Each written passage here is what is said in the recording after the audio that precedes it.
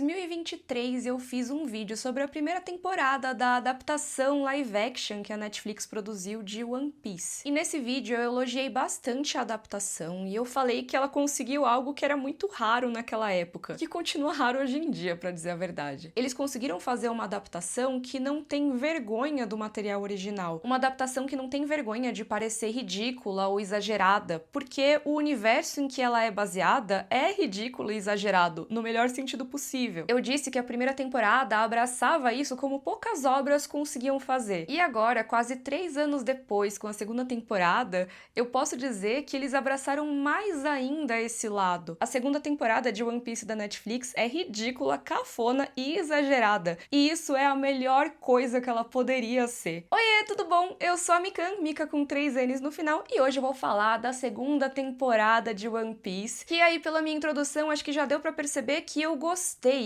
da personalidade que essa temporada tem. Tudo que eu elogiei na primeira temporada ganha mais força agora na segunda temporada. Eu acho que eles conseguiram abraçar ainda mais essas características que fizeram a primeira temporada ser tão especial pra mim. A gente vai discutir esses detalhes aqui ao longo do vídeo. Eu também vou falar algumas coisas que eu não gostei tanto assim, porque obviamente eu não tô aqui só pra elogiar, mas já adianto que eu vou elogiar bastante, tá? Porque eu realmente curti muito essa temporada. Eu não vou ficar contando em detalhes o que acontece na temporada, então eu não considero esse aqui um vídeo com spoilers, mas eu vou comentar as minhas impressões gerais e pra isso eu vou citar um exemplo ou outro. Então fica aí o aviso, caso você não queira saber nada do que acontece, é melhor você ir lá assistir e voltar aqui. Mas fica tranquilo que eu também não vou revelar grandes reviravoltas, personagem que morre ou não, esse tipo de coisa, tá? É só uma discussão mais geral mesmo. Eu vou falar os arcos que eu mais gostei, os personagens que se destacaram na trama, esse tipo de coisa. E um outro contexto importante é que eu não sou uma especialista em One Piece, tá? Eu não acompanho a obra original, não leio o mangá e não vejo o anime. Quer dizer, eu até vejo o anime, mas eu tô bem no comecinho dele, tá, gente? Eu comecei a ver na época da estreia da primeira temporada, e eu parei depois voltei um pouquinho. Eu sei que eu tô bem atrás da história da primeira temporada do live action, eu ainda tô no Baratie no anime. Então, nessa análise, eu não vou ficar muito comparando com a obra original, até porque eu nem tenho tanto esse parâmetro. Eu sei que tem algumas mudanças, algumas coisas que foram cortadas e outras que foram acrescentadas lá do futuro da obra original, mas eu não vou diferenciar muito isso aqui. Eu tô tratando o live action como a sua série específica. Lógico que tem coisas que eu já sabia mais ou menos do universo de One Piece, porque acho que eu comentei isso no vídeo da primeira temporada, mas, cara, você crescendo como uma pessoa que vê anime nos anos 2000, você acaba vendo muita coisa de One Piece mesmo se você não acompanhar. Eu falo que eu peguei por osmose, que se você pegar qualquer imagem ali de um membro do Chapéus de Palha, eu consigo dizer o nome mesmo sem nunca ter visto esse personagem no anime, sabe? Porque One Piece é esse fenômeno cultural, né? O mangá tá em circulação há praticamente 30 anos, e a história só tem aumentado a popularidade nesses últimos anos. Então a gente realmente pega muita coisa mesmo sem acompanhar. Mas eu acho a minha posição interessante, porque eu conheço algumas coisas, mas o desenvolvimento todo da história eu não conheço, é todo novo pra mim. E aí tá sendo muito legal ver essas coisas acontecendo na tela, sabe? Pra mim é a primeira vez. E eu sei que vendo o anime, lendo o mangá, existe muito mais tempo para as coisas acontecerem, né? Você tem lá muitos capítulos ou muitos episódios desses personagens se conhecendo, enfrentando um desafio aqui e ali, e às vezes isso é condensado, transformado em uma coisa só ou em uma batalha só, bem mais curta pra série. Às vezes um arco ou um mini arco inteiro acabam sendo reduzidos a 1 ou 2 episódios. Então, obviamente, vai ser uma experiência diferente acompanhar essa história na série ou no anime ou no mangá. Mas aqui eu vou falar da série, tá? E levando em conta o ritmo proposto pela série, eu achei que os arcos até que andaram bem. Teve mais pro final da temporada ali um pouco mais de correria, bem no último episódio, na minha opinião, mas no restante da temporada eu achei que o ritmo ficou bem bacana. Eles conseguiram dar mais atenção a alguns personagens que eu achei que tinham sido deixados meio de lado na temporada passada, e trazer personagens novos, novos antagonistas e, principalmente, expandir o mundo de One Piece, porque agora, né, eles estão em uma nova fase. Nessa temporada, os Chapéus de Palha finalmente chegam na Grand Line, que é o verdadeiro começo da aventura deles. Mas logo de cara eles percebem que não estão super bem preparados para navegar por esses mares. Por exemplo, a Nami, que é a navegadora do grupo, não sabe que a bússola dela não funciona por ali. É que na Grand Line os campos magnéticos funcionam de uma forma diferente. Normalmente o pessoal navega por ali usando o log pose, que é tipo uma bússola especial que não necessariamente aponta para o norte. Ela aponta para a próxima ilha no trajeto deles na Grand Line. Aí, quando eles chegam nessa ilha, o log pose precisa de um tempinho para resetar e depois disso ele aponta para o próximo destino. Também tem o Eternal Pose, que é uma versão que aponta para um destino fixo. Mas os dois têm um problema. É muito fácil descobrir a direção para onde você pretende ir. E se alguma pessoa mal intencionada conseguir saber o seu destino, essa aventura pode virar um naufrágio. Nesse momento eu já não tô falando da série. É que esse vídeo é patrocinado pela NordVPN, que ajuda a gente a escapar de algumas armadilhas comuns ao navegar na internet. Por exemplo, quando a gente tá viajando e vê aquele Wi-Fi grátis de aeroporto ou de um café e conecta sem pensar muito, às vezes essas redes públicas não são oficiais e podem interceptar o tráfego de quem se conecta. A pessoa responsável por isso se coloca como um intermediário invisível entre você e o seu destino na internet. Ela fica ali no meio da conexão, tentando espiar ou coletar os dados que você envia para os sites que acessa. É aí que entra a NordVPN, que cria uma conexão criptografada entre o seu dispositivo e a internet, o que ajuda a proteger o seu tráfego online e manter esses olhinhos curiosos bem longe dos seus dados. Eu uso o aplicativo da NordVPN direto nos meus dispositivos. É só abrir, escolher o servidor e conectar. Isso é especialmente útil quando eu tô viajando, porque eu normalmente preciso usar o Wi-Fi para subir os arquivos de vídeo e continuar trabalhando. Então isso me ajuda a manter a navegação protegida mesmo nessas redes públicas, tipo de aeroporto ou de hotel. E quando eu tô fora, a VPN também me ajuda a acessar a versão brasileira dos sites que eu já uso. Aliás, isso é algo que também ajuda quando eu tô em casa, porque muitas vezes eu vou pesquisar para roteiro de vídeo e eu caio em algum site que também tem uma versão brasileira. E aí colocam automaticamente essa versão, mas às vezes a matéria que eu quero ler ainda não foi traduzida, e aí fica bem mais difícil de acessar. Eu não sei se vocês passam muito por isso, mas é super irritante. Os sites deviam parar de fazer isso, né? Mas enfim, nesse caso eu consigo usar a NordVPN para acessar a página daquela região específica e ler a informação no link original. E tem muitas outras vantagens em usar a NordVPN. Então acessa o meu link para conhecer, com uma oferta exclusiva, é claro. É só acessar nordvpn.com/mikan, assim como tá na tela, para assinar a NordVPN com desconto e 4 meses extras. Aí, se você não curtir, tem reembolso garantido no período de 30 dias. Então, não tem motivo para não ir lá conhecer. Acesse nordvpn.com/mikan para se proteger na hora de navegar pela internet. Muito obrigada à NordVPN por patrocinar esse vídeo e bora continuar a falar da série.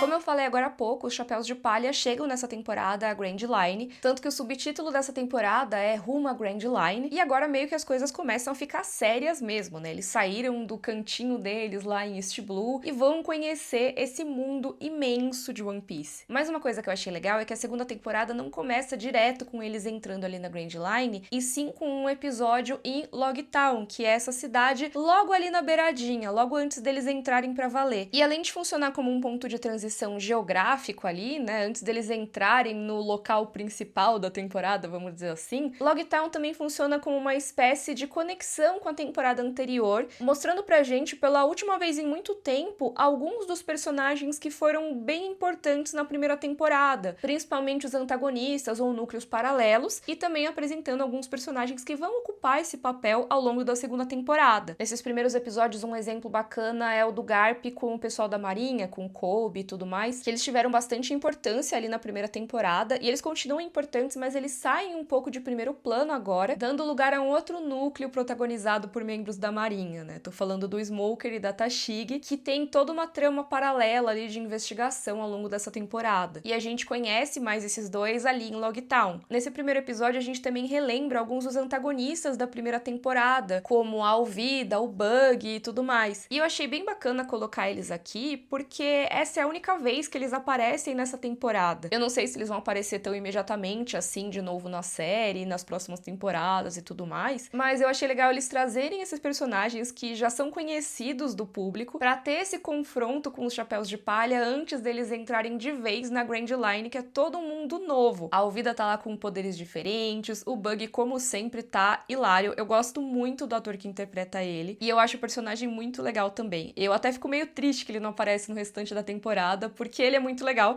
mas eu acho que os outros episódios compensaram mesmo sem ter o bug. Eu não vou ficar falando de todos os episódios aqui um por um, tá? Mas eu tô dando um destaque especial pra esse de Logtown, porque eu acho que ele se distancia muito do restante da temporada, por ser essa coisa mais introdutória, ser essa transição da primeira pra segunda, e eu achei isso bastante interessante. Outra coisa que ele faz que eu achei bem legal é relembrar a gente da história do Goldie Roger, de como o Luffy lembra as pessoas do Goldie Roger, que pra quem não se lembra, foi esse grande pirata aí que disse que o tesouro dele, o One Piece, estava escondido. Então todo mundo quer se tornar aí o rei dos piratas, quer encontrar o One Piece, esse tesouro do Goldie Roger, que foi executado nesse lugar. Então eles aproveitam aí a localização de Logtown para falar da morte do Goldie Roger, para fazer essa conexão da presença do Luffy com o Goldie Roger e lembrando aí todo mundo sobre o que é o One Piece, né? Ah, tá, tem a história desse cara aí. Porque, né, gente, se passaram quase 3 anos entre uma temporada e outra. E eu acho que a série encontrou um jeito bacana de relembrar isso sem ficar explicando coisinha por coisinha. Outra coisa que eles fazem nesse começo que é bastante importante é apresentar pra gente os principais antagonistas dessa temporada, que já estavam ali parcialmente na primeira temporada, né? Teve uma parte aí que foi sinalizada na primeira. Tô falando da Baroque Works, que é essa organização aí de assassinos. Eles já tinham aparecido, interagido com o Zoro na primeira temporada, mas o primeiro episódio da segunda não só relembra a gente que a Baroque Works existe, como também apresenta a gente a alguns agentes da Baroque Works. E a Baroque Works é uma parte muito importante dessa temporada, e eu acredito que vai ser bastante importante no futuro desse universo também, em temporadas futuras. Mas por enquanto, na segunda temporada, dá pra gente ver que tem muitos antagonistas maiores ou menores envolvidos com a Baroque Works. E eu achei todos eles muito interessantes, muito carismáticos. Tem alguns que têm mais destaque, outros que só aparecem pra uma cena de luta ou outra, mas eu achei todos muito legais. O design dos personagens eu achei incrível, todos eles são muito diferentes entre si,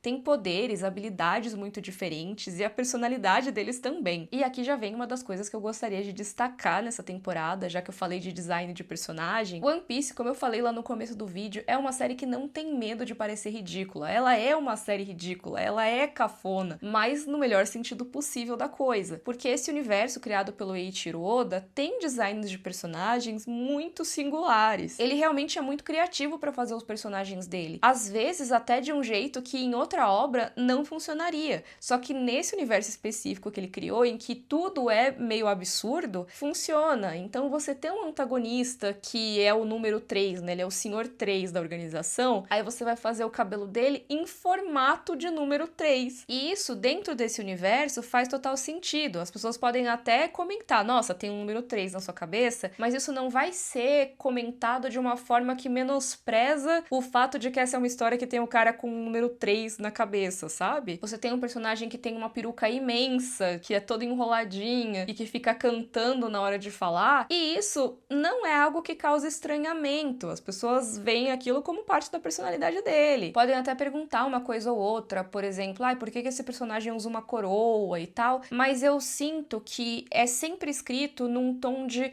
curiosidade com o próprio universo, uma curiosidade natural daqueles personagens e não uma forma de ridicularizar a obra. Por que eu tô falando disso, né? Eu cheguei a falar, acho que na primeira temporada, sobre isso, mas a gente vive em um momento de obras, de adaptações e tudo mais, em que é comum que as adaptações tenham uma certa vergonha do material original e acabem lembrando o público o tempo todo do quanto aquele material original é infantil, é ridículo, isso não faz sentido.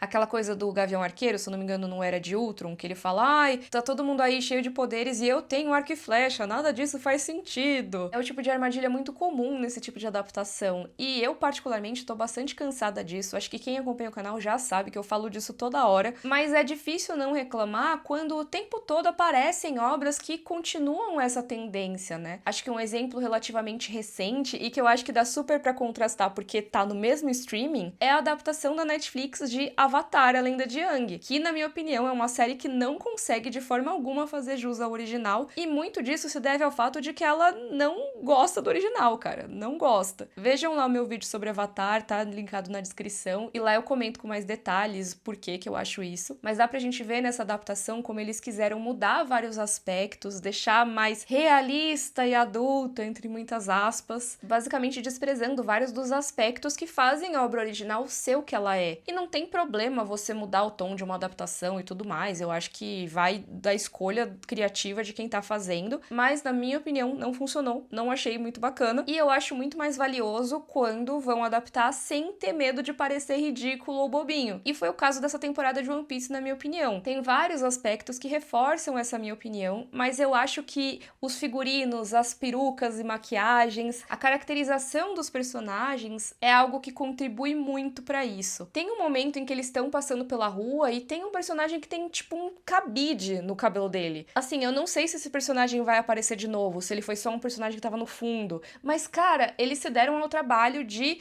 retratar esse negócio que em qualquer outra série talvez fosse um absurdo. Tipo, como assim tem um cabide no cabelo desse cara? Ele tem alguma coisa a ver com o cabide? Não, ele tá só naquele universo, daquele jeito lá. Pode ser que ele seja importante, sei lá. Mas ele não destoa porque esse universo é desse jeito. Você tem um personagem que tem um cabelo com tufos ali pro lado, gigantes, e encaixando perfeitamente na cartola dele, de um jeito que também em qualquer outro universo seria bizarro. Mas é isso, ele é um personagem normal, ele é daquele jeito. Tem um personagem que também é bastante importante nessa temporada, que tem toda a parte inferior do rosto ali mecânica, né? É uma parte de próteses metálicas. E eles fizeram de um jeito que deu pra acreditar naquilo, não ficou tosco na minha opinião, eu gostei bastante da forma que fizeram. Mas além disso, tem cabelos coloridos, tem figurinos extremamente diferentes. Então, dentro da Baroque Works, por exemplo, tem a Miss Valentine, que tem esse figurino super colorido, essa maquiagem meio anos 60, meio twig, né? E aí você contrasta ela com o Mr. Five, que tem óculos escuros, essa roupa toda de couro, e com o Mr. Three, né, o Sr. 3, que é esse cara todo pálido, meio com cor de cera de vela mesmo, com esse cabelo bizarríssimo com o número 3. E, gente, as unhas dele, eles fizeram até as unhas dele de um jeito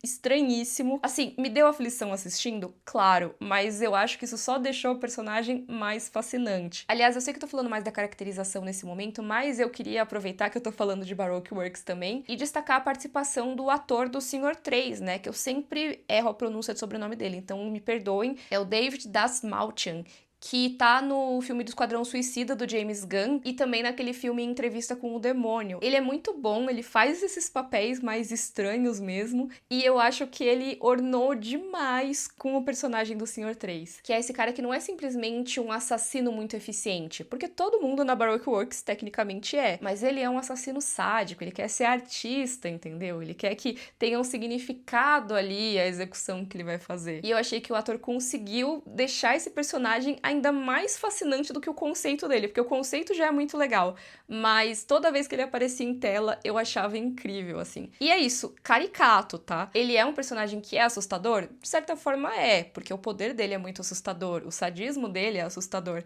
mas ele mesmo é muito engraçado. Tem uma hora que ele vai meio que como se fosse batalhar e ele sai correndo, ele faz umas poses, ele fala de um jeito que dá umas pausas, assim. Eu achei muito bom o personagem, ao mesmo tempo que ele me deixa muito desconfortável, aquela casa cheia de cera, bizarríssima, né? Ele realmente rouba a cena nesse meio da temporada, que eu acho uma das melhores partes da temporada, mas eu já vou falar mais sobre isso. Eu tava falando mais aqui da parte de maquiagem, de caracterização, e eu queria aproveitar pra falar um pouco mais do design de produção também, pra falar dos sets dessa temporada, que, gente, que loucura o que eles fizeram. Eu tava assistindo e eu fiquei comentando ali comigo mesma, não, esse set tá imenso, esse set tem um monte de andares, esse set eles estão interagindo com tudo. Eu sei que a gente não deveria estar acostumado a pouco, né, mas eu confesso que hoje em dia, quando eu vejo uma série que não é majoritariamente só CGI ou parede de LED com os personagens interagindo, eu já fico feliz. Se eu vejo os personagens interagindo com o ambiente, se movimentando naquele ambiente, eu já sinto muito mais verdade naquela obra, sabe? De novo, eu sei que não deveria ser assim, mas infelizmente é como tem sido as coisas nos dias de hoje, né? Muitas vezes a gente tem os personagens num pedacinho de cenário real e o restante todo uma tela verde atrás deles. E isso, por mais que você tenha um grande esforço dos atores, de toda a equipe de produção, de todos os coitados que estão lá fazendo os efeitos especiais, às vezes isso não vai entregar tão bem. E aí você vê a diferença que faz, principalmente quando você vai ter cenas de ação, os sets construídos como rolou nessa série de One Piece. Eles fizeram sets bem grandes e muitos sets, muitos ambientes ali, construídos para cenas específicas da série. Lógico que tem algumas que eles acabam reutilizando o set, acho que até para aproveitar que eles gastaram essa grana fazendo, mas não a ponto de ficar repetitivo. E tem alguns que realmente são só para episódios específicos, momentos específicos, que acabam se tornando bem icônicos, na minha opinião. O exemplo maior que eu queria citar aqui é o cenário do Saloon, ali em Whiskey Peak, que é meio no começo da temporada, e eu confesso que eu não dava muito por esse lugar quando eles chegaram lá. Eu pensei, aqui é aquele momentinho que eles vão entrar nessa ilha, que não tem grandes coisas, e aí depois eles partem pra aventura de verdade. E assim, não é que deixa de ser isso. O Whiskey Peak realmente é um pouco isso, apesar de trazer alguns elementos que vão ser extremamente importantes pra temporada, mas tem toda a cara daquela aventura de um episódio só que eles vão sair rapidinho. Porém, que aventura de um episódio só, né? Eu sei que eu tô falando de set, de cenário nesse momento, mas eu já queria trazer um elogio à trilha sonora dessa temporada. A trilha sonora da primeira temporada já era muito bacana, mas nessa segunda eu acho que eles se superaram, tá? Todos os meus elogios pra Sonia Belousova e Jonah Ostinelli, que são os responsáveis pela trilha sonora da série, porque dá pra ver o empenho que eles colocam ali e toda a personalidade que eles colocaram nessa trilha. Por que eu tô falando disso nesse momento, né? Porque eu tô falando de Whiskey Peak Saloon, que é talvez a melhor música dessa temporada. Tá na minha cabeça há dias, eu não posso colocar aqui no YouTube porque eu acho que desmonetiza o vídeo, mas procurem aí caso vocês não tenham ouvido. Você vai ouvir um dos trechos de saxofone mais legais da sua vida, eu prometo. E quando eles chegam ali em Whiskey Peak, eles entram nesse salão, essa música chega pra gente de forma diegética, que é quando o som tá acontecendo dentro daquele universo mesmo, né? É a diferença de uma música tocar ali durante uma cena como uma trilha sonora normal, ou você vê um personagem tocando um instrumento, cantando, esse tipo de coisa. E essa trilha, dentro daquele universo ali, tá se originando do saxofone que está sendo tocado pelo personagem, que é o prefeito ali daquela cidade,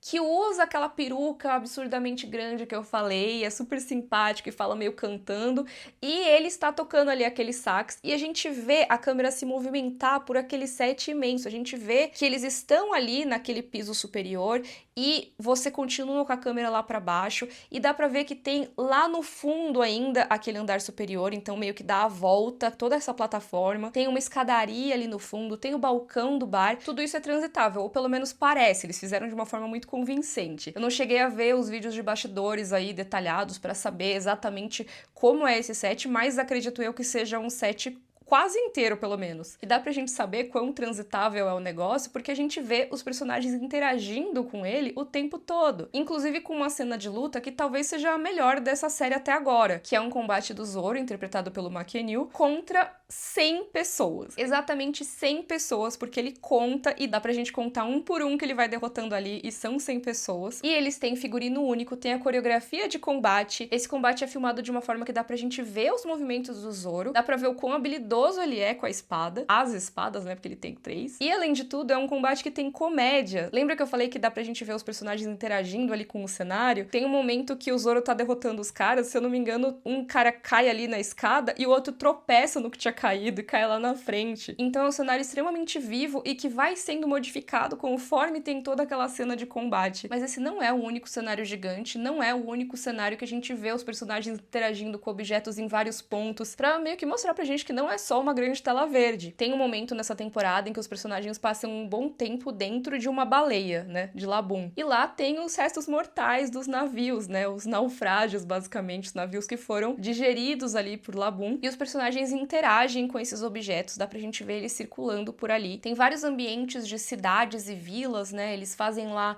Logtown, tem vários sets em Logtown. Ali no Reino de Drum, mais pro final da temporada, tem a vila, que é um set mais normal, assim, mas ainda é grande. Tem a casa ali do Dr. Hirilu, que mais impressionante ali daquele momento, eu acho que é a área do palácio ali, que tem todo um cenário cheio de objetos que talvez isso não seja tão impressionante, mas o que é mais impressionante é que esses objetos são muito usados nas lutas, né? E eles interagem muito com esses cenários e eu achei isso bem bacana. Mas realmente eu acho que o que mais me impressionou foi esse momento de Whiskey Peak, que talvez não precisasse ser tão incrível assim, mas já me pegou, porque, cara, como assim um lugar que não é o mais importante da temporada, que poderia muito bem ser só uma coisa passageira e acaba sendo esse set grandioso com 100 pessoas fazendo coreografia de luta e figurinos únicos, uma trilha sonora incrível feita especificamente para esse momento, incorporada ali de forma diegética dentro daquele universo com o personagem tocando o saxofone. E eu acho que isso ilustra o quanto que essa série se dedicou a fazer coisas bacanas, mesmo em momentos que talvez não precisassem ser tão incríveis, mas que foram. Já que eu falei de lutas, de forma geral, eu gostei das lutas dessa temporada. Tem algumas que são mais interessantes, outras que são menos interessantes. Algumas não chamam tanto a atenção mesmo, como a do Usopp e do Zoro ali no episódio final, mas em compensação eu acho que os dois tiveram bastante destaque em outros combates. O Zoro teve esse de Whiskey Peak, como eu falei, e o Usopp, apesar de não ter, assim, grandes combates nessa temporada, na minha opinião, eu acho que nem é o estilo muito do Usopp, né? Ele tem enfrentamentos mais pontuais, mas eu acho que ele se saiu muito bem no arco ali de meio de temporada que rolou em Little Garden, que é esse arco que tem o Sr. 3 e tudo mais. Mas eu já falo mais disso, queria continuar aqui nos combates rapidinho. Acho que o maior destaque sempre nos combates vai ser de dois personagens, né? O Zoro do McKenna, porque é um ator que tem muita experiência com esse tipo de combate já em tela, e o Sanji do Taz Skylar, que toda semana sai um vídeo de como ele aprendeu a fazer XYZ por causa desse personagem. Se existe uma pessoa determinada nesse elenco, acho que são todos eles, mas assim, o Taz Skylar mais do que todos, assim, porque toda vez aparece um vídeo dele treinando loucamente pra fazer os chutes do Sanji. Aí outro dia ele mostrou que aprendeu a fazer malabarismos com drinks pra poder fazer a cena lá em Whiskey Peak. Ou seja, gente, o Whiskey Peak foi demais mesmo. Mas graças a isso, e também, claro, ao personagem, que tem muitos momentos de combate, né? Eu acho que a série deu muito destaque aos combates do Sanji. E eu acho que isso funcionou muito bem, tá? Os combates são muito mais curtinhos numa adaptação live action do que seriam no mangá ou no anime, né? Mas eu acho que dá pra gente sentir essa energia das lutas dele. Tem um momento específico na temporada que eu gosto muito, que tem uma música tocando de fundo, um Dendemushi, que é aquele aparelho ali de comunicação, que é tipo um caramujo, e aí o Sanji brigando ali no fundo enquanto tá essa música de espera tocando. É um momento de comédia, porém, como combate, eu achei muito legal de assistir. Eu achei que ele realmente mandou muito bem, ainda mais quando a gente pensa que é uma interação com um computador, né? Eu não sei exatamente como que essa cena foi gravada, deve ter ali os objetos que eles colocam pra substituir, né? Mas eu acho que ele se deu muito bem, mesmo em uma cena desse tipo. O que não é o caso de algumas outras interações que a série tem com objetos que não estão lá. Eu não estou falando do Chopper, tá? Eu acho que o Chopper eles fizeram muito bem. É que eu não quero entrar em tantos detalhes da parte do Chopper aqui pra também não spoilar muito a temporada pra vocês. Mas eu acho que a parte do Chopper ficou super bem feita, tá? Eu acho que eles botaram bastante esforço nisso. O que eu tô falando é que assim como tem vários momentos super elogiáveis dos sets práticos, né, que eu falei, que eles interagem com os objetos, interagem com os cenários e tal, tem alguns momentos ao longo da temporada que eu sinto que eles tentaram gravar os personagens reagindo a algo, sabe? Então eles filmam ali no rosto, bem uma coisa bem Netflix mesmo, filma a minha reação a tal coisa. Então vamos supor, Mikan, você está olhando ali no fundo, tá um navio passando. Aí você tem que reagir a isso. E aí vão me gravar reagindo, sabe? Aí eu vou falar,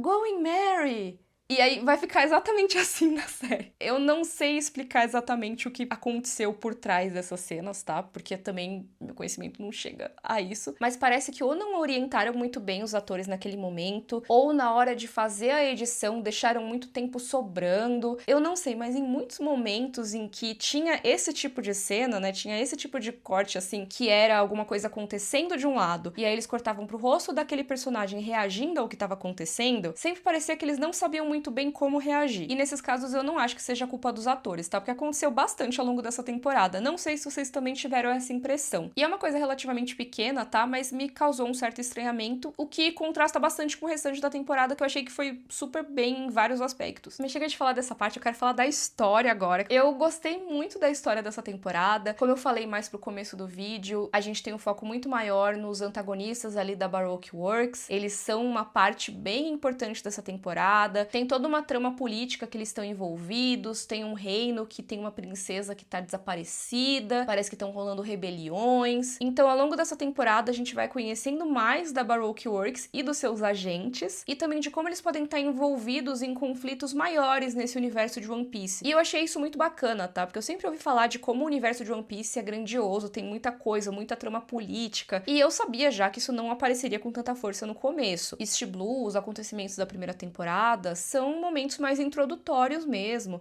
Só que agora que eles estão na Grand Line, eles estão conhecendo mais desse mundo, a história também se expande. A gente conhece outros reinos, ouve falar de mais ainda, conhece mais da existência de um tal de governo mundial. E isso só de coisas que são mencionadas diretamente, como partes importantes da temporada, sem contar o tanto de mini referências que vão aparecendo o tempo todo. Algumas até que eu tenho certeza que eu nem captei, tá? Mas todas elas acabam mostrando como esse universo é vivo. Eu acho que um exemplo bacana disso é que tem um momento ali no arco de Little Garden, o Sr. 5 abre um jornal lá e tem coisas sobre Alabasta, que é o que tá sendo discutido no momento, mas se você vai olhar as outras matérias, tem várias referências àquele universo, seja coisas da temporada passada, com um dos primeiros lugares pelos quais o Luffy passou, como também a menção a lugares que a gente ainda não viu na série, como Water 7, que assim, eu não faço ideia do que é, mas eu sei que é o nome de um arco de One Piece. Então eu sei que se a série continuar por sei lá quanto tempo, talvez a gente vá pra esse lugar um dia. O que eu acho legal não é, ai, nossa, eu reconheci o nome. Não importa muito isso. Por acaso eu reconheci. Mas a questão é, mesmo pra quem não for reconhecer esse nome, tem um texto todo lá que eu imagino que conte coisas pertinentes ali desse universo, mas já coloca esse nome, Water 7, na sua cabeça. E aí, ao longo da temporada, você vê os pôsteres de procurado, você vê várias menções a outros agentes da Baroque Works. Quando se fala do governo mundial, você fica imaginando todos aqueles países, todos aqueles reinos que estão ali sendo representados.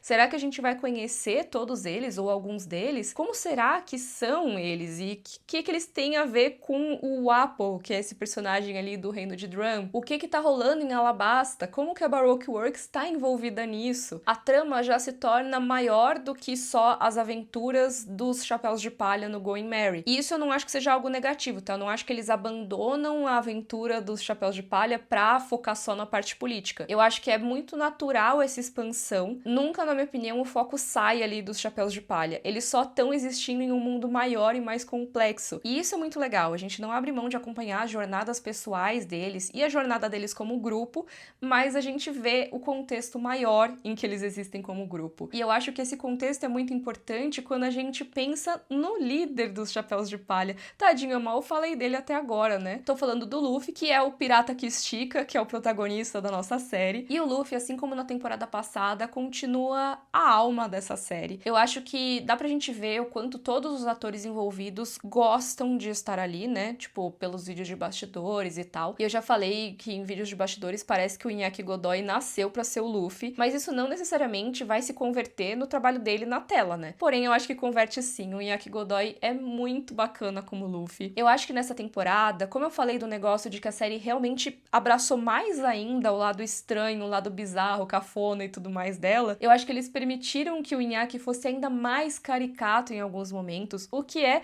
essencial, na minha opinião. Eu acho que uma das coisas que mais chamam a atenção no anime de One Piece é que os personagens fazem caras e bocas o tempo todo, e o Luffy principalmente. Ele vai reagir às coisas muitas vezes de forma explosiva, ele vai ser muito expansivo, ele vai ser surpreendente na forma que ele age. E eu acho que nessa temporada eles conseguiram trazer ainda mais isso, seja nas reações mais rápidas ali do Luffy, nas expressões faciais dele, como também no trabalho corporal do Inaki Godoy. Eu acho que ele tá parecendo muito mais livre como Luffy, e os movimentos dele, sem ser só os de luta, estão incorporados ali à trama de um jeito que eu acho que ficou muito natural, sabe? Então tem um momento, por exemplo, que o Luffy tá prestes a lutar e aí do nada ele começa a se alongar, porque ele é esse cara mais irreverente. Não é que ele tá desrespeitando o oponente dele, mas ele também tá um pouco desrespeitando o oponente dele. E ele vai se alongar bem no estilinho que eu imaginaria ele se alongando no anime. Tem alguns momentos que eu achei muito legais do Inaki como Luffy, que ele tá fazendo uma expressão extremamente caricata. É um momento que é sério, mas ao mesmo tempo o personagem tá meio que fazendo força ali, ele tá resistindo e ele cerra os dentes assim e você vê a cara dele toda tremendo. E assim, eu não imaginava que dava pra você parecer tanto um anime sendo um live action usando essa expressão, mas é o tipo de expressão que eu vejo muito sendo desenhada, sabe? Porque ela é super caricata, mas ali naquele momento, pra esse tipo de série, eu acho que funciona 100%. Mas além do trabalho do Inaki Godoy, eu acho que o Luffy em si é a força dessa série, né? O Luffy é esse personagem que é extremamente solar, e aqui eu não tô fazendo nenhum trocadilho com coisas do universo de One Piece, tá? Eu tô falando da vibe dele mesmo. Eu acho que ele é um personagem que tem essa força gravitacional imensa nele. Ele atrai todos ao redor. Ele é alguém que dá um quentinho no coração, que dá vida pra todos ao redor dele. E eu acho que assim como a primeira temporada, essa agora sabe disso e usa isso pra deixar a gente ainda mais apaixonado pelo Luffy, pelos ideais dele, o que ele representa, pelos Chapéus de Palha como esse grupo que dá pra gente acreditar por que eles se gostam. Acho que uma coisa muito bacana que é demonstrada mais de uma vez ao longo dessa temporada é como os colegas de bando confiam no Luffy. Confiam às vezes até de uma forma que parece ingênua, parece que eles confiam cegamente. Às vezes pode estar o mundo caindo ao redor deles e alguém fica, não, mas a gente não vai conseguir, e o outro vai e fala, não, relaxa, o Luffy vai conseguir. Confia porque ele tá resistindo, ele vai conseguir salvar a gente. Mesmo sem ter nenhum tipo de indicação de que ele faria isso. E isso em outras séries talvez fosse parecer burro, fosse parecer ingênuo, mas eu acho que no caso de One Piece, que é uma história que é sobre isso também, né? É uma história sobre você confiar, sobre você ter esse companheirismo, você acreditar em si mesmo e nos outros ao seu redor. Eu acho que isso traduz muito a vibe da série pra mim. Eles confiam tanto no companheirismo, eles confiam tanto no Luffy, que eles largariam mão, eles deixariam a vida de lado, assim, porque eles sabem que o Luffy vai conseguir. Mas uma coisa que eu achei legal também nessa temporada é que o Luffy, apesar de ser essa grande força que une todo o bando, que todo mundo confia quase que cegamente, ele não é infalível, pelo contrário, tem vários momentos em que é o Luffy que precisa ser resgatado, o que também só reforça essa ideia de que ele não é só o líder ali, ele é um igual na tripulação, de certa forma. Todos eles estão cuidando uns dos outros e se ajudando na medida do possível. Os momentos de companheirismo, os vínculos entre esses personagens foram algumas das minhas coisas favoritas nessa temporada. Eu senti que teve dois personagens que ficaram um pouquinho mais de lado na jornada emocional deles essa temporada, que foram o Zoro e a Nami. Apesar do Zoro ter essa cena de luta incrível e a Nami ter momentos que ela é importante na temporada, eu acho que eles não tiveram muitos conflitos internos, não tiveram ali muita coisa pra resolver, sabe? Eles estavam meio que seguindo o ritmo da trama, estavam indo pra onde eram levados. O Zoro, principalmente, tá? É legal a luta e tudo, mas ele não existiu muito como personagem que tem a própria história nessa temporada. Já a Nami é um pouco mais complicado, porque ela foi um grande foco na primeira temporada, né? Toda aquela parte de Arlong Park era muito sobre ela, então ela foi bastante trabalhada na primeira temporada, de certa forma. Mas agora, na segunda temporada, eu sinto que ela tá meio que indo com o grupo mesmo. Ela até que movimenta a trama de certa forma, mas é uma coisa que é a revelia dela. Acontece meio que sem ser uma atitude dela, né? Move a trama? Move. Motiva os colegas dela? Motiva, mas não foi ela que fez muito, né? Então acho que ela tá um pouco solta. Nenhum deles tá solto de verdade, porque eles como unidade, como grupo, funcionam muito bem. Mas como personagens aí individuais, eu acho que a Nami ficou um pouquinho largada um pouco mais essa temporada. Em compensação, o Luffy, o Sanji e o Usopp tiveram mais destaque, na minha opinião. Tem uma personagem que interage bastante ali com o grupo dos Chapéus de Palha, que é bem legal, que é a Senhora Quarta-feira, né, a Miss Wednesday. Eu não quero trazer muitos detalhes aí sobre ela, porque eu acho que é legal vocês acompanharem o que ela faz na temporada, mas ela é uma personagem que teve um destaque bem legal na temporada, eu gostei de saber mais sobre ela. Queria ver até mais, vamos ver como que vai ser. Mas continuando aqui com a tripulação, o Sanji teve bastante destaque, teve bastante desenvolvimento na temporada anterior. E nessa eu acho que por mais que ele tivesse um pouquinho mais solto, como a Nami tudo mais, eu acho que ele conseguiu brilhar um pouco mais sozinho. Teve momentos em que ele teve que explorar sozinho, tomar decisões sozinho, e eu acho que isso fez uma certa diferença. Tem um momento em que ele conta uma história da infância dele pra Nami, inclusive, mas é ele ali contando, desabafando sobre algo que aconteceu. Então eu acho que ele não pareceu tão distante assim na trama pra mim por causa disso. Tem momentos bem cruciais em que ele tá ali com uma parte ativa, e o Luffy então nem se fala, né? Ele brilha muito em praticamente todos os episódios, mesmo quando ele não é o herói principal, ele precisa talvez ser resgatado, ele tá lá sempre como essa força que impulsiona os Chapéus de Palha, impulsiona One Piece. Mas eu queria destacar aqui um dos personagens que eu mais gostei nessa temporada, que foi o Usopp. E eu sempre fico surpresa quando eu digo isso, gente, porque o Usopp não é um meu personagem favorito de One Piece, pelo menos nesse começo de One Piece anime, tá? Eu não consegui simpatizar tanto assim com ele. Não é que eu não gosto, mas assim, também não acho grande coisa. Porém, o Usopp na primeira primeira temporada, já tinha me surpreendido bastante, só que eu tinha achado ele um pouquinho mais deixado de lado do que os outros. Eu acho que os outros personagens tiveram mais chance de brilhar do que o Usopp, sabe? Apesar de ter ali o momento em que ele entra pra tripulação, eu sempre achei que faltava alguma coisa. E eu acho que nessa temporada eles conseguiram suprir isso que faltava. A gente tem um momento até que grande ali no meio da temporada de desenvolvimento do Usopp. O Usopp enfrentando ali os seus medos, e a gente sabe que o Usopp tem muitos medos. Ele é um personagem que, pelo menos nessa altura, ele se apresenta como alguém covarde, ele sempre vai pela autopreservação, ele vai sempre querer fugir do perigo, ao mesmo tempo que ele conta as histórias engrandecendo tudo, de como se ele fosse o grande herói, o grande capitão Usopp. Ele é o cara que vai se esconder, que vai tentar ali ficar longe do perigo, mesmo que isso signifique colocar outras pessoas em risco, por mais que não seja por mal, ele quer se autopreservar. E isso é uma característica bastante presente nele. Mas uma coisa interessante sobre você ter medo é que só tendo medo é que você consegue ser corajoso de verdade. Porque você só é corajoso quando você sabe o risco que você tá correndo. Você tem consciência de que aquela situação é perigosa. E eu acho que esse arco, com o Usopp enfrentando o medo dele, vendo que é sim normal ter medo, ele não tem que ter vergonha de sentir medo, mas sim tem que agir em cima disso, enfrentar esse medo e ser alguém que tá lá pelos amigos dele. Eu gostei muito mesmo desse momento do Usopp. Pra mim foi uma das melhores coisas da temporada, de verdade. Eu acho que foi a jornada emocional ali mais fechadinha da temporada inteira. Eu acho que deu pra gente realmente dar atenção pro Usopp, ver esse conflito interno dele, ver como que ele usou o que tava rolando ali nesse conflito interno pra ajudar os amigos, pra interferir na trama e realmente mudar as coisas. Foi muito legal e isso se deve demais à performance do Jacob Gibson, que eu acho que eu já tinha elogiado também na primeira temporada, mas ele conseguiu se superar nessa. De toda a equipe dos Chapéus de Palha, eu acho que ele foi o que mais me ganhou, sabe? Nossa, eu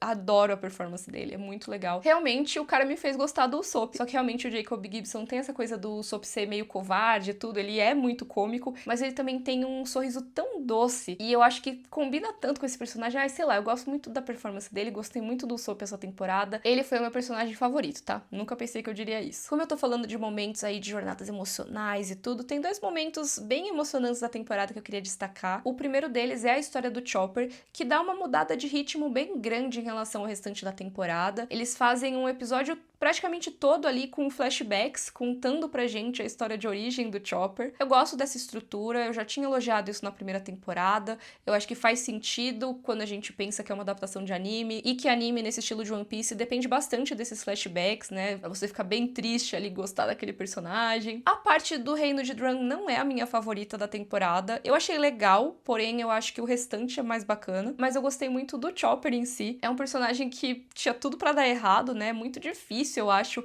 você fazer uma criatura como o Chopper não só parecer que tá naquele ambiente, como também não ficar um negócio muito estranho, bizarro. Eu acho que assistindo dá pra gente entender ele como algo que existe naquele universo, não fica naquele vale da estranheza, foi mais o que eu quis dizer. Mas assim, por mais que ele seja fofo e eu tenha gostado dele, eu ainda quero ver mais do Chopper no futuro. Eu acho que essa temporada foi pra apresentar ele pra gente. O que vem por aí ainda não sabemos. E tem um outro momento que eu acho que foi o mais emocionante da temporada pra mim, que rolou lá no segundo episódio e tem a ver com uma baleia e uma música. E, gente, como eu gostei. Nossa, sério, e como eu chorei. Comente se você chorou também, tá? Mas eu acho que a série é muito maldosa, porque como é triste essa história, cara. Como é triste a história dessa baleia. Eu fiquei muito chateada assistindo. E a música é impressionante, ela é muito triste, muito bonita ao mesmo tempo, e é uma música que acaba sendo meio feliz também, mas é uma cena bastante emocionante, esse flashback que rola, e que é usada de uma forma bem bacana por ser uma música que o Luffy conhece, ele lembra dessa música ter sido cantada pra ele, e é uma coisa que é usada como a resolução do Luffy pra aquela situação que tá rolando ali com a baleia, com o Laboon. Então eu gostei muito da forma como isso foi amarrado. Eu sei, já estou sentindo os comentários aqui, eu sei que é diferente da obra original, tá? Apesar de eu não ter chegado nesse ponto no anime, eu já recebi comentários a respeito disso, já ouvi que é diferente, que determinadas coisas que são só lá na frente do anime são trazidas pra cá. Mas, gente, Sinceramente, vamos conversar aqui muito rapidinho. Quando eu perguntei ali nas redes o que o pessoal achou da temporada, eu recebi alguns comentários de fãs dos originais, né, das obras originais, falando que a série live action da Netflix estava dando spoiler. E aí eu te pergunto, é spoiler se você não sabe o que vai acontecer? Spoiler é o que estraga a experiência de alguma coisa. É falar, esse personagem aí que você tá vendo, ele vai morrer daqui a 3 episódios. Isso é um spoiler, porque você tá, estragando a história, aquela reviravolta ali pra pessoa. Mas se você tem uma obra, ela tá apresentando aquele universo pra você de uma forma natural, que nem vai mudar tanto assim as coisas, não importa se, essa informação aqui que apareceu, esse personagem aqui que apareceu nessa cena, ele só vai aparecer daqui a 500 episódios no anime. Pra quem tá vendo a série, isso não é um spoiler, porque a pessoa só conhece a história da série, ela não sabe da história do anime. Inclusive, talvez você falar que esse personagem que é super importante, que só aparece daqui a tantos episódios,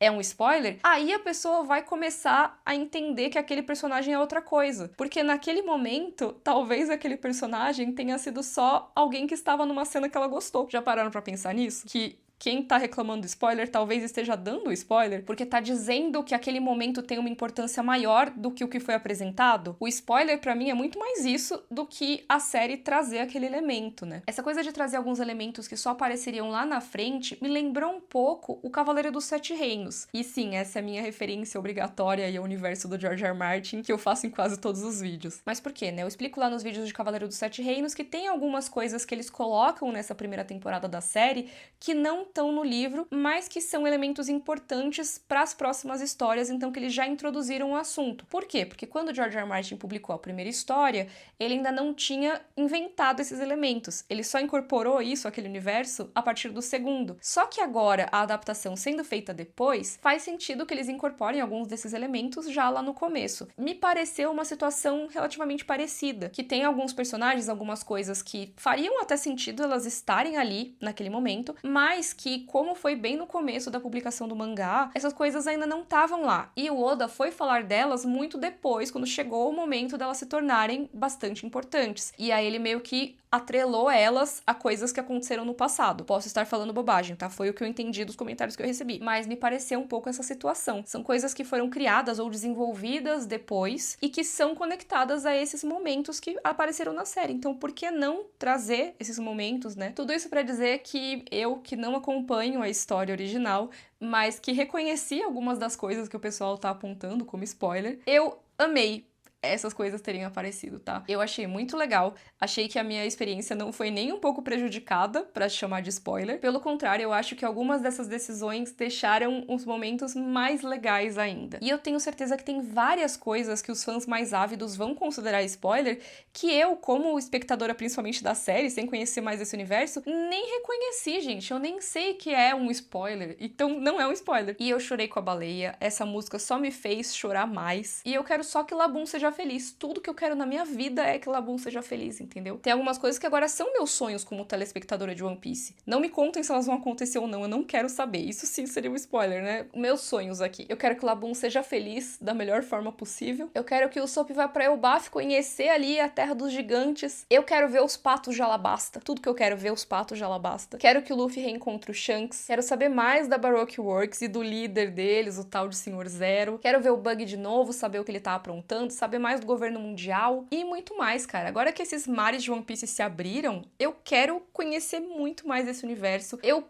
confesso de novo, eu falei isso na primeira temporada, eu não vi o anime todo, mas me dá vontade de ver o anime, gente. Essa série me fisgou de um jeito que, assim, eu nem achava que fosse acontecer, pessoal, porque realmente se passou muito tempo da primeira temporada, eu já tinha até esquecido que ela era tão legal, aí eu fui rever, gente, a primeira temporada era boa mesmo, né? Nem lembrava mais. Infelizmente tem esses intervalos grandes entre temporadas nos dias de hoje, mas se eu não me engano eles já começaram a gravar a terceira temporada da série, então quem sabe não demore um pouco menos, né? Assim, ainda deve demorar mais de um ano com certeza, mas eu vou dizer uma coisa, se for pra demorar esse tempo todo, né, que seja que nem One Piece. Eu acho que é ruim sempre que as séries demorem tanto tempo, mas, assim, One Piece pelo menos deu pra ver que esse tempo que demorou foi colocado em prol da produção da série. Eu acho que tudo que eu falei dos sets, dos figurinos, maquiagem, perucas, trilha sonora, coreografia de luta e até os efeitos visuais, tudo isso parece que foi feito com tempo, sabe? Pra fica bom, fica bacana. E eu acho que funcionou. Eu acho que One Piece é a prova de que dá pra você fazer uma adaptação de um universo imenso desses. Um universo que é tão caricato, tão fora do que a gente espera de uma série mais realista. E dá pra funcionar, sabe? Dá pra você ter comédia, dá pra você ter momentos cômicos, ridículos. Se você não tiver medo desses momentos, se você não tiver medo de ser cafona, inclusive se você abraçar esse lado, se você disser pro mundo, eu sou cafona mesmo, eu acho que funciona muito mais. Eu acho que One Piece é a prova disso mesmo. Mas eu tô falando muito aqui já. Queria falar mais de One Piece. Nossa, se deixasse eu ia ficar infinito aqui, mas chega também. Esse vídeo já tá longo. Então eu queria continuar essa discussão nos comentários com vocês. Me conta o que você achou dessa temporada. Se tem alguma coisa que eu não comentei que você gostaria de acrescentar. Sinaliza aí se você for falar coisas do futuro, se você for comparar muitas coisas aí com o mangá, coisa que